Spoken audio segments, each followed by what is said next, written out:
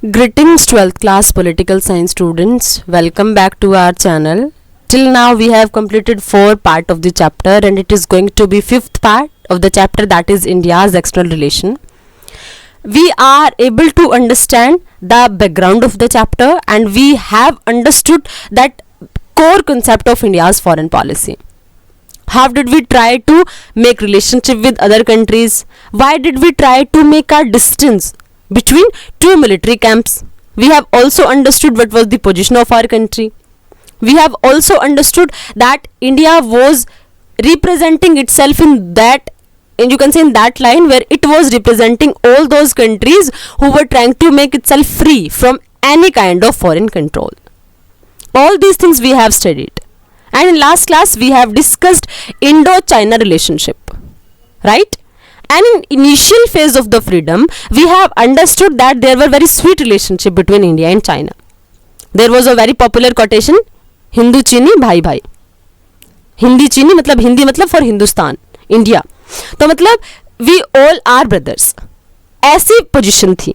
We have also understood in the last video that the relation were that much sweet that we did not, you can say we did not appoint any kind of military over the border of India and China. मतलब जहाँ हमारी country का Chinese border लग रहा था, हमें इतनी surety थी कि चाइना हम पर अटैक नहीं करेगा, इसलिए हम लोगों ने वहां पर मिलिट्री तक भी अपॉइंट नहीं की थी. ये पोजीशन थी हमारी कंट्री की और हमारे ऐसे रिलेशन थे चाइना के साथ. लेकिन अब एकदम से ऐसा क्या हो जाएगा कि आज तक भी उसके जो इम्पैक्ट्स हैं वो हमें देखने को मिल रहे हैं. Till now also we are not able to create a feeling of trust between India and China. What is the reason behind it? वो स्टार्टिंग कहाँ से होती है कि हम लोग आज ऐसे बने हुए हैं कि हम एक दूसरे पर ना तो रिस्पेक्ट कर पा रहे हैं, ना हम एक दूसरे को इवन हम एक दूसरे की ग्रोथ को पसंद नहीं कर पाते हैं. What is the reason behind it? वो प्रॉब्लम शुरू कहाँ से होती हैं? So today we are going to discuss the base for the problems between India and China. हम वो प्रॉब्लम स्टडी करेंगे. तो जो हमारे बीच में जो प्रॉब्लम का सबसे बड़ी रूट थी जिसने हमारे रिलेशन को खराब किया, दैट वाज तिब्बत. अब ये तिब्बत का मैटर था क्या? तिब्बत ने इतनी दो बड़ी कंट्रीज के रिलेशन को कैसे खराब कर दिया? And we are able to see impact of this particular thing in today's time also. How we are able to see the impact today also. That all these things we are going to discuss in today's video. I hope it is clear that what we are going to discuss today. So let us start now. अभी तक आप लोगों ने पढ़ लिया है कि हम लोगों ने पंचिल एग्रीमेंट कर लिया था, राइट? लेकिन अब हम डिस्कस करेंगे जो तिब्बत का कंटेक्स्ट है एक्चुअल में है क्या, राइट? सो देखो तिब्बत है क्या? तिब्बत एक प्लेट्यू रीजन है और है कहाँ पे? सेंट्रल एशियन रीजन में. आप लोगों ने जियोग्राफी पोर्शन में पढ़ा होगा सोशल साइंस में 10th तक. अगर अभी भी आपके पास जियो तो आपने पढ़ा होगा प्लेट्यूज, है ना? तो प्लेट्यूज क्या होते हैं? जहां पे हिल्स नहीं होती, टेबल लाइक स्ट्रक्चर होती है और आसपास की लैंड से वो एलिवेटेड पोर्शन होता है, उसको बोलते हैं प्लेट्यू. तो तिब्बत प्लेट्यू आपने सुना होगा, डेक्कन प्लेट्यू, मालवा प्लेट्यू, छोटा नागपुर प्लेट्यू, ऐसे ये तिब्बत प्लेट्यू. अब देखो फिर क्या है? The plateau of the central Asian region called Tibet is one of the major issue that historically caused tension between India and China. अब ये जो प्लेट्यू था ना, यही प्रॉब्लम की जड़ बन गया, रूट्स बन गया. हमारे और चाइना के बीच में टेंशन इसने क्रिएट कर दी. From time to time in history China had claimed administrative control over Tibet. और देखो प्रॉब्लम क्यों शुरू होती है? क्योंकि तिब्बत क्या था? एक ऑटोनोमस पार्ट है. लेकिन फिर क्या हुआ? टाइम टू टाइम चाइना ने क्लेम कर दिया कि उसका एडमिनिस्ट्रेटिव कंट्रोल है तिब्बत के ऊपर. मतलब वो ये चाह रहा था कि तिब्बत उसके कंट्रोल में आ जाए. तो इसलिए उसने टाइम टू टाइम क्या दिखाने की कोशिश की कि उसका एडमिनिस्ट्रेटिव कंट्रोल है. And from time to time Tibet was independent too. और पहले क्या था? तिब्बत इंडिपेंडेंट भी था. तो अगर ऐसे में कोई इंडिपेंडेंट रीजन है, उस पर कोई बड़ी country just because of that it is more powerful than that part और वो उस पर कंट्रोल करने की कोशिश करेगी, तो क्या ऐसा पॉसिबल है कि वो कंट्री एक्सेप्ट कर लेगी? ऑटोनोमस पार्ट उसको एक्सेप्ट करेगा? Never ever, right? क्यों? इसीलिए क्या हो रहा था? टाइम टू टाइम तिब्बत भी खुद को ये दिखाने की कोशिश कर रहा है कि वो ऑटोनोमस है. Tibet was independent too. In 1950 China took over control of Tibet. और प्रॉब्लम देखो 1950 से शुरू होती है. एक्चुअल में कब शुरू हुई? जब 1950 में चाइना ने कंट्रोल दिखा दिया, चाइना ने कंट्रोल एस्टैब्लिश कर दिया तिब्बत के ऊपर, राइट? अब अब तिब्बत के ऊपर जब कंट्रोल करेगा तो तिब्बत के पीपल चुपचाप तो नहीं बैठेंगे। जैसे हमारी कंट्री पे ब्रिटिशर्स ने कंट्रोल किया, जब तक हम लोगों को उनके विजन समझ नहीं आए तो हम चुपचाप बैठे रहे, लेकिन उसके बाद तो हम लोगों ने रिवोल्ट शुरू किए ना, 1857 का रिवोल्ट, बहुत सारे नेशनल मूवमेंट्स हम लोगों ने शुरू कर दिए, है ना। So large section of Tibetan population oppose this take over.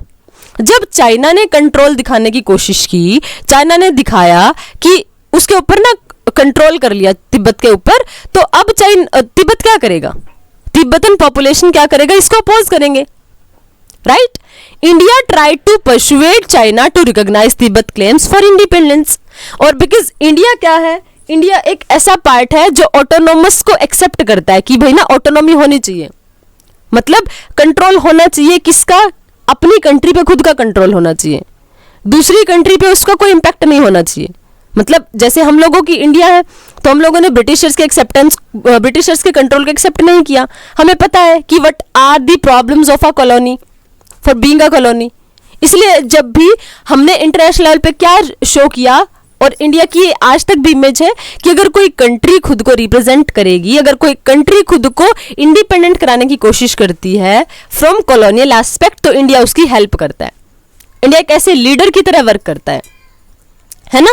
तो इसीलिए हम जब क्या किया, जब तिब्बत खुद को फ्री करवाने की कोशिश कर रहा है, तो इंडिया ने भी क्या किया, इंडिया ने भी चाइना को परसुएड करने की कोशिश की कि वो भाई रिकॉग्नाइज कर ले, मान ले, क्या मान ले, तिब्बत क्लेम फॉर इंडिपेंडेंस, यानी वो मान ले कि तिब्बत इंडिपेंडेंट है। इंडिया ने चाइना को ये मनाने की कोशिश की एक टाइप से, राइट। लेकिन इससे पहले हम लोगों ने लास्ट क्लास में क्या पढ़ा है, पंचशील अग्रीमेंट पढ़ा था। In that I have told you basically there were 5 principles on which both of the countries were agree। हम लोगों ने पढ़ा था ना कि हम एक दूसरे की टेरिटरी में अटैक नहीं करेंगे, एक दूसरे की टेरिटरी, इंटीग्रिटी, सोवरेनिटी का रिस्पेक्ट करेंगे, पीसफुल कोएग्जिस्टेंस को रिस्पेक्ट देंगे। ऐसे कुछ 5 प्रिंसिपल्स हम लोगों ने डिस्कस किए थे लास्ट क्लास में, है ना। तो ये अग्रीमेंट हुआ था इंडिया और चाइना के बीच में 1954 में, और उस एग्रीमेंट में हम लोगों ने क्लियरली मेंशन किया था कि हम एक दूसरे की इंटीग्रिटी, सोवरेनिटी पर अटैक नहीं करेंगे। मतलब अगर उसका इंटरनल मैटर है तो हम उसमें इंटरफेयर नहीं करेंगे, उसकी सुप्रीम अथॉरिटी को हम चैलेंज नहीं करेंगे, ये सारी चीजें हम एक दूसरे के मतलब म्यूचुअल रिस्पेक्ट शो करेंगे, राइट। तो फिर देखो यहां पे क्या हुआ, when Panchsheel agreement was signed between India and China in 1954 through one of its clause about respecting each other territorial integrity and sovereignty. यहां हमने क्या किया था, यहां हमने क्लियरली इस बात पे सिग्नेचर किए हुए थे कि हम एक दूसरे की ना इंटीग्रिटी और सोवरेनिटी को मेंटेन करके रखेंगे। यानी सोवरेनिटी आप लोगों ने एलिमेंट पढ़ा होगा, इंटीग्रिटी तो मतलब आई थिंक आप लोगों को सबको क्लियर है। सोवरेनिटी का मतलब क्या होता है, सोवरेनिटी का मतलब होता है, देखो सोवरेनिटी आप लोगों ने पढ़ा होगा, सोवरेनिटी एलिमेंट होता है स्टेट का। इंटीग्रिटी तो आपको पता है ना, अखंडता होती है, यानी एक, जैसे हम बोलते हैं कि अखंड भारत, है ना, कश्मीर टू कन्याकुमारी, है ना। तो अब क्या है कि हमने ये बोला हुआ था कि हम एक दूसरे की ना टेरिटरी का रिस्पेक्ट करेंगे, और उसके लिए हम लोगों ने क्या किया कि हम ना तो एक दूसरे की इंटीग्रिटी में इंटरफेयर करेंगे और ना सोवरेनिटी पर अटैक करेंगे, हम रिस्पेक्ट करेंगे। सोवरेनिटी क्या होती है, अब सोवरेनिटी होती है स्टेट का एक element, because if you have studied in 9th 10th and 11th class, 9th 10th में पढ़ा होगा आप लोगों ने, 11th में पढ़ा होगा कि सोवरेनिटी क्या होती है, आपने पढ़ा होगा 4 एलिमेंट्स ऑफ द स्टेट, कि एलिमेंट्स कौन कौन से होते हैं स्टेट के, आपने पढ़ा होगा, टेरिटरी होती है, पॉपुलेशन होती है, गवर्नमेंट होती है, और सबसे जो इंपॉर्टेंट एलिमेंट होता है दैट इज सोवरेनिटी। और वो सोवरेनिटी का मतलब क्या होता है कि जिस एरिया की आप बात कर रहे हो ना, वो इंटरनली भी और एक्सटर्नली भी कंप्लीटली फ्री है अपने सारे के सारे डिसीजंस लेने में, राइट। तो इसीलिए हम क्या बोलते हैं कि 1947 से पहले हम सॉवरेन नहीं थे। क्यों नहीं थे, क्योंकि उस टाइम पे हमारे ऊपर कंट्रोल था किसका, ब्रिटिशर्स का। फाइनल अथॉरिटी किसकी होती थी, ब्रिटिशर्स की होती थी। हमारी तरफ से फाइनल डिसीजन कौन ले रहा था, ब्रिटिशर्स ले रहे थे। तो मतलब सॉवरेन नहीं थे। लेकिन यहां हम लोगों ने इस कंटेक्स्ट में क्या कि जब 1954 में हम लोगों ने क्या किया था, अग्रीमेंट साइन किया था, इंडिया और चाइना ने पंचशील एग्रीमेंट साइन किया था, और उसमें क्या किया था कि हम एक दूसरे की इंटीग्रिटी को और सॉवरेनिटी को रिस्पेक्ट देंगे। इसीलिए क्या किया हम लोगों ने, India considered China's claim over Tibet. तो मतलब हम लोगों ने कहीं ना कहीं एक्सेप्टेंस दे दी कि भाई चाइना का कंट्रोल है, ठीक है, हम उस पर कुछ ज्यादा हम लोग इंटरफेयर नहीं करेंगे, आर्ग्यूमेंट्स नहीं करेंगे, क्योंकि हम बाउंडेड हैं किससे, अग्रीमेंट से जो हम चाइना के साथ ऑलरेडी कर चुके हैं, क्योंकि हम प्रिंसिपल्स वाली कंट्री हैं जो प्रिंसिपल्स को फॉलो करती है स्ट्रिक्टली। तो हम लोगों ने क्या कर लिया, कहीं ना कहीं हम लोगों ने बोल दिया कि ये चाइना का इंटरनल मैटर है, हम उसमें इंटरफेयर नहीं करेंगे, राइट? मतलब यहां तक पीस थी, ठीक ठाक था, everything was fine. But now what will happen? अब उसके बाद प्रॉब्लम कब शुरू हुई? The Tibetan spiritual leader Dalai Lama accompanied the Chinese premier Zhou Enlai during the official Chinese visit to India in 1956. अब देखो हमारे और चाइना के रिलेशन ठीक ठाक चल रहे थे यहां तक। In 1954 we were having an agreement, that is Panchshil agreement, and we were formally visiting in one another country also. मतलब चाइनीज रिप्रेजेंटेटिव हमारे यहाँ आ रहे थे, हमारे लीडर्स चाइना में जा रहे थे रिप्रेजेंटेशन के लिए, राइट? तो अब देखो क्या हुआ, ऐसी एक विजिट हुई 1956 में। जब क्या हुआ, जब जाओ एनलाई जो चाइना के रिप्रेजेंटेटिव थे वो इंडिया में आए, लेकिन उनके साथ एक और पर्सन आए जो कौन थे, तिब्बत के स्पिरिचुअल लीडर। उन्होंने इंडिया की विजिट की 1956 में। अब यहां से सारी प्रॉब्लम राइज होंगी। क्यों राइज हुई? क्योंकि जैसे ही वो इंडिया में विजिट करने के लिए आए, he informed Nehru about the worsening situation in Tibet. उन्होंने क्या बताया कि भाई तिब्बत की ना एक्चुअल में पोजीशन क्या हो रही है, मतलब तिब्बत की सिचुएशन ना बहुत ही खराब है। उन्होंने जो तिब्बत की एक्चुअल पोजीशन थी उससे अवेयर करवा दिया पंडित जवाहरलाल नेहरू को। लेकिन क्या हुआ, but China had already assured India that Tibet will be given greater autonomy that enjoyed by any other region of China. लेकिन हम लोगों ने देखो क्या पढ़ा, till now we were having good relationship with China because we were having a faith, we were having a trust on China. And what was the assurance of China? That China said that Tibet will be given greater autonomy. मतलब तिब्बत को वैसी autonomy दी जाएगी जैसे किसी और Chinese part को मिल रही है ना? बट उसके बाद फिर क्या हुआ, in 1958 there was armed uprising in Tibet against China's occupation. लेकिन जब चाइना ने कंट्रोल किया तो तिब्बत वाले लोग उसको एक्सेप्ट करेंगे ही नहीं, and that is very obvious कि अगर कोई फोर्सफुली कंट्रोल करेगा तो कोई भी उसको एक्सेप्ट नहीं करेगा। We have seen the example of India, हम लोगों ने कितने लार्ज स्केल पे फ्रीडम स्ट्रगल किया है ना? तो 1958 में क्या हुआ, वहां पे आर्म्स अपराइजिंग हो गई, आर्म्ड अपराइजेस, मतलब एक टाइप से आप बोल सकते हो कि वहां पे वॉर होना शुरू हो गया। आर्म मतलब हथियारों के साथ अपराइजिंग हो गई, और किसने की, तिब्बत ने। किसके अगेंस्ट की, चाइना के अगेंस्ट में। लेकिन अब देखो यहां तक भी ठीक ठाक था, क्योंकि अगर देखो चाइना ने इनको बोला, इंडिया को अश्योर किया कि हम क्या देने वाले हैं, ऑटोनॉमी देने वाले हैं तिब्बत को, तो फिर वो क्यों स्ट्रांगली, क्यों जबरदस्ती उनके ऊपर कंट्रोल एस्टैब्लिश करने की कोशिश कर रहे हैं, है ना? जब उनको पसंद नहीं है किसी के अंडर रहना, वो ऑटोनॉमस बनना चाह रहे हैं, तो why China is trying to control it again and again, right? तो 1958 में जब आर्म्ड अपराइजिंग हुई तिब्बत में, तो चाइना ने क्या किया, this was suppressed bye Chinese forces, उसको जबरदस्ती सप्रेस कर दिया। और जबरदस्ती सप्रेस करना मतलब क्या कर दिया, इंडिपेंडेंस को स्नैच करना, है ना? There was suppressed by Chinese forces. Sensing that the situation had become worse, in 1959 the Dalai Lama crossed over into the Indian border and sought asylum, which was granted. अब जब situation ना बहुत ज्यादा खराब हो गई, जब तिब्बत के लोगों को लगा कि अभी हम पीसफुली रह ही नहीं सकते हैं, क्योंकि देखो दलाई लामा ने इन्फॉर्म किया था किसके बारे में, जो क्रिटिकल सिचुएशन थी तिब्बत की उसके बारे में इंडियन लीडर्स को इन्फॉर्म किया था, है ना? तो he thought that now it's not safe to live in Tibet, इसीलिए उन्होंने क्या किया, उन्होंने क्रॉस किया और वो इंडियन बॉर्डर को, और वो इंडिया में आ गए। और फिर क्या बोला उन्होंने, and so asylum which was granted, और उन्होंने क्या बोला कि भाई मेरे को ना हॉस्पिटलाइज्ड होना है because I am not fine, और इंडिया ने वो हेल्प क्या कर दी, प्रोवाइड करवा दी। और यही क्या थी, that was the biggest mistake you can consider, although we have done good from our side because we were helping those person who were fighting for their independence, है ना? तो लेकिन चाइना के अकॉर्डिंग क्या होगा, चाइना के according हमारी सबसे बड़ी मिस्टेक थी, राइट? क्योंकि चाइना को क्या लगा कि इंडिया जो है ना वो चाइना के अगेंस्ट जाके तिब्बत की हेल्प कर रहा है। The Chinese government strongly protested against this, और चाइनीज गवर्नमेंट ने इसके अगेंस्ट में स्ट्रांगली प्रोटेस्ट कर दिया। Over the last half century, a large number of Tibetan have also sought refuge in India and many other countries of the world. और अब उन लोगों ने देखो क्या किया कि जहां उन लोगों को अच्छा लगा, जहां उन लोगों को सेफ लगा, इंडिया में सेफ लगा तो इंडिया में आना शुरू कर दिया, दूसरी कंट्रीज में सेफ लगा तो आसपास वहां पे शेल्टर लेना शुरू कर दिया। मतलब बड़े लार्ज स्केल पे तिब्बत के पीपल रिफ्यूजी बन गए इंडिया और आसपास की नेबरिंग कंट्रीज में। उसके बाद फिर क्या हुआ, in India particularly in Delhi there are large settlement of Tibetan refugees. मतलब हमारी कंट्री में तो सेटलमेंट्स ही बन गई तिब्बतन रिफ्यूजीज की। ओके, धर्मशाला, धर्मशाला आपने सुना होगा, it's a tourist place in Himachal Pradesh. और ये क्या बन गया, एक ग्रेट लार्जेस्ट रिफ्यूजी सेटलमेंट बन गया, जहां पर आपको बहुत सारे तिब्बतन पीपल मिल जाएंगे, because they say that we are not safe, because China is forcefully controlling us, that's why we are force to take shelter in India. इसीलिए वो क्या बन गया, एक रिफ्यूजीज की सेटलमेंट बन गया है। Okay, the Dalai Lama has also made Dharamshala his home in India. और जो दलाई लामा जो वहां से यहां आए थे, क्यों, क्योंकि वो इनसिक्योर फील कर रहे थे, और इंडिया, क्योंकि हम लोग क्या फील करते हैं, हम लोग पीसफुल को एग्जिस्टेंस, जियो और जीने दो, उस पॉलिसी में हमारा बड़ा स्ट्रॉन्ग ट्रस्ट है। इसलिए हम लोगों ने क्या किया, उनको शेल्टर भी दिया हुआ है।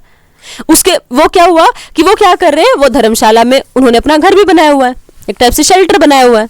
In the 1950s and 1960s, many political leaders and parties in India, including the Socialist Party and the Jan Sangh, supported the cause of Tibet's independence. और अब देखो, क्योंकि इंडिया क्या है, इंडिया एक ऐसी कंट्री है जो इंडिपेंडेंस को बहुत ज्यादा इंपॉर्टेंस देता है, because we know the importance of independence, because we have struggled a lot for that. इसीलिए हमारी कंट्री के लोगों ने 1950s और 1960s में बहुत सारे पॉलिटिकल लीडर्स ने, बहुत सारी पॉलिटिकल पार्टीज ने बोलना शुरू कर दिया कि भाई हम सपोर्ट करेंगे, मतलब सपोर्ट करना शुरू कर दिया जो चाइना के अगेंस्ट तिब्बत अपनी इंडिपेंडेंस के लिए क्लेम कर रहा है। तो हमारे लीडर्स ने भी, हमारी पॉलिटिकल पार्टीज ने भी क्या करना शुरू कर दिया, हमारी पॉलिटिकल पार्टीज ने भी उसके अगेंस्ट में, चाइना के अगेंस्ट में यू कैन से, तिब्बत को सपोर्ट करना शुरू कर दिया। अब फिर क्या हुआ, China has created the Tibet autonomous region which is a integral part of China. अब देखो चाइना ने क्या कर दिया, एक ऑटोनॉमस एरिया कंट्रोल दिखा दिया कि, और उसमें क्या दिखाया कि जो तिब्बत है ना वो क्या है, वो चाइना का इंटीग्रल पार्ट है। देखो हमारे बीच में ना, हमारे और पाकिस्तान के बीच में तो यही कन्फ्लिक्ट चलते हैं ना। क्यों चलते हैं, क्योंकि आप लोगों ने सुना होगा कि हम POK सुना होगा ना, पाकिस्तान ऑक्युपाइड कश्मीर, है ना। तो कुछ पार्ट हम लोग क्या दिखाते हैं, वो कुछ पार्ट हमारा अपने वाले मैप में दिखा देता है। और चाइना की तो पॉलिसी यही होती है कि दूसरी कंट्रीज के मैप को ना, दूसरी कंट्रीज के एरियाज को अपने मैप में दिखा दो। वो क्या दिखाने की कोशिश करता है, अरुणाचल प्रदेश को अपने टेरिटरी में दिखाने की कोशिश करता है, और फिर क्या दिखाता है, वो लद्दाख को अपने टेरिटरी में दिखाता है कि लद्दाख तो हमारा इंटीग्रल पार्ट है। उसके अलावा अगर आप देखते हो, नेपाल और इंडिया के बीच में भी कन्फ्लिक्ट चलते हैं। अभी रिसेंटली हमारे बीच में काला पानी को लेकर डिस्प्यूट चले थे। तो मतलब ये सारी की सारी चीजें क्या होती हैं कि अगर आप दूसरी टेरिटरीज के पार्ट को अपने मैप पे दिखाओगे और दूसरी टेरिटरी को ये दिखाओगे कि ये तो हमारा इंटीग्रल पार्ट है, तो क्यों एक्सेप्ट करेगा कोई। अगर आप दिखाओगे कि बांग्लादेश का ना ये पार्ट हमारा है, तो कोई एक्सेप्ट करेगा ही नहीं, राइट। तो इट मीन्स क्या हुआ, चाइना ने बोला कि जो तिब्बत है ना वो हमारा इंटीग्रल पार्ट है। अब तिब्बत मानेगा ही नहीं, क्योंकि तिब्बत क्यों नहीं मानेगा, because they were claiming to be independent autonomous. Tibetan opposed the Chinese claim that Tibet is part of Chinese territory. अब तिब्बतन लोगों ने इसको अपोज कर दिया। क्यों अपोज कर दिया, क्योंकि वो तो ऑटोनोमस है और वो चाइना का पार्ट बनेंगे ही नहीं। अब उसके अलावा they also oppose the policy of bringing into Tibet more and more Chinese settlers. और उन्होंने क्या किया, जो सेटलर्स हो रहे थे, मतलब जो बड़े सेटलमेंट्स वगैरह हो रही थी तिब्बत की चाइना में, सॉरी तिब्बत में चाइना की, उन्होंने उसको भी अपोज कर दिया कि वो सेटलमेंट्स करने की कोशिश कर रहे हैं, कुछ अपनी चीजें एस्टैब्लिश करने की कोशिश कर रहे हैं। तो तिब्बत ने उसको भी अपोज कर दिया। Tibetan dispute China's claim that autonomy is granted to the region. They think that China wants to undermine the traditional religion and culture of Tibet. अब देखो फिर क्या हुआ कि अब जो पीपल है ना तिब्बत के, बेसिकली वो क्यों इस चीज को अपोज कर रहे हैं, क्यों अपोज कर रहे हैं, वो इसलिए अपोज कर रहे हैं क्योंकि उनको लग रहा है कि जो चाइना है ना वो उनके ट्रेडिशनल रिलीजन में, उनके कल्चर में कहीं ना कहीं इंटरफेयर करने की कोशिश कर रहा है, उनको अंडरमाइन करने की कोशिश कर रहा है। इसलिए वो लोग क्या चाहते हैं, इसलिए वो क्लेम कर रहे हैं ऑटोनॉमी, कि उनके तिब्बत वाले एरिया को, तिब्बत वाले रीजन को ऑटोनॉमी मिलनी चाहिए। यही कन्फ्लिक्ट चलते हैं। बट चाइना हमेशा क्या करता है, China always try to control other parts. देखो चाइना हमेशा आज भी यही कोशिश करता है। चाइना की दो पॉलिसी बड़ी पॉपुलर हैं इन द नेगेटिव एस्पेक्ट। एक तो यही कि वो दूसरी कंट्रीज के ना मैप को, दूसरी कंट्रीज के पार्ट को अपने टेरिटरी में दिखा देता है, और उसके बाद फिर वो क्या करता है, उसके बाद एक और है चेकबुक डिप्लोमेसी। वो चेकबुक डिप्लोमेसी क्या होती है कि उसमें ना वो दूसरी कंट्रीज को, जो छोटी कंट्रीज होती है उनको बेसिकली क्या देता है, ग्रांट प्रोवाइड करवाता है मनी की। और उसमें क्या होता है, उस मनी की ग्रांट में वो क्या करता है फिर कि जब वो कंट्री मान लिया उस डेब्ट को फुलफिल नहीं कर पाती है, पे नहीं कर पाती है, फिर क्या करता है, उनकी टेरिटोरियल पार्ट पे कंट्रोल कर लेता है, वहां अपने मिलिट्री सेटलमेंट एस्टैब्लिश कर देता है। वही चीज है, वही पॉलिसी है चाइना की। अभी रिसेंटली भी चाइना श्रीलंका पे बहुत ज्यादा इन्वेस्ट किया, श्रीलंका चाइना ने। क्यों किया? क्योंकि वो श्रीलंका के थ्रू कंट्रोल करना चाहता है इंडिया को, है ना। तो ये जो हमारे और चाइना के बीच में डिस्प्यूट्स चल रहे हैं ना, ये अराइज कहां से हुए, 1950 में तिब्बत को लेके। I think this context is clear to all of you. और वो चीजें आज भी हमारी सोसाइटी में, आज भी हम दोनों के रिलेशनशिप में आपको क्लियरली विजिबल मिलती हैं। क्यों मिलती है? क्योंकि आज भी आप लोग देख सकते हो कि हमारे और चाइना के रिलेशन कितने खराब हैं। और आज देखो, हमने हमेशा क्या किया, we have always followed the policy of peaceful coexistence. हमने कभी दूसरे की टेरिटरी पर पीसफुली, मतलब फोर्सफुली कंट्रोल करने की कोशिश नहीं की है। हमने हमेशा कोशिश की है कि हम एक दूसरे की टेरिटरी को रिस्पेक्ट करें। हमने कभी फोर्सफुली अटैक करने की कोशिश नहीं की। We have always tried to give respect.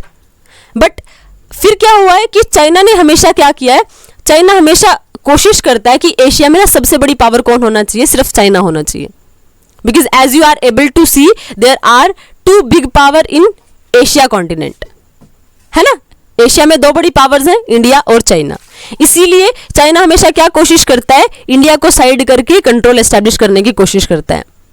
As we are able to see in international context also, कि when all of the countries are in the favor to provide veto power to India, हम लोगों ने देखो कितनी help की कि जब 1949 में चाइनीज गवर्नमेंट बनती है तो उसको रिकॉग्निशन नहीं मिल रही थी।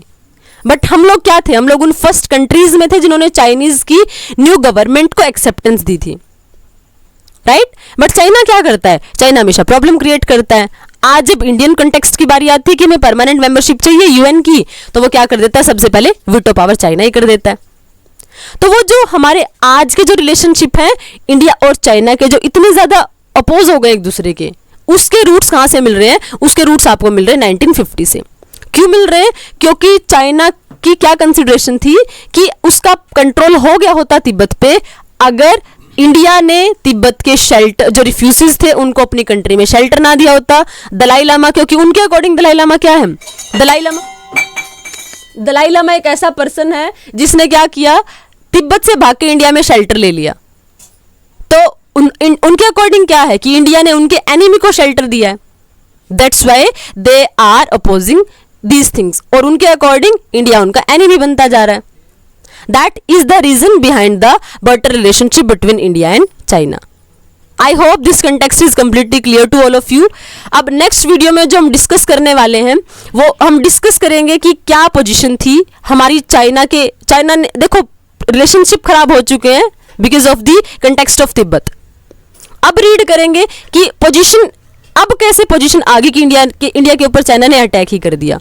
वो अटैक वाली पोजीशन, वो वॉर का कंटेक्स्ट पूरा स्टडी करेंगे, उसका हमारी कंट्री की इंटरनेशनल इमेज पे क्या इम्पैक्ट हुआ। All these things we will discuss in next video. Till then keep learning, stay connected. Thank you, thanks a lot.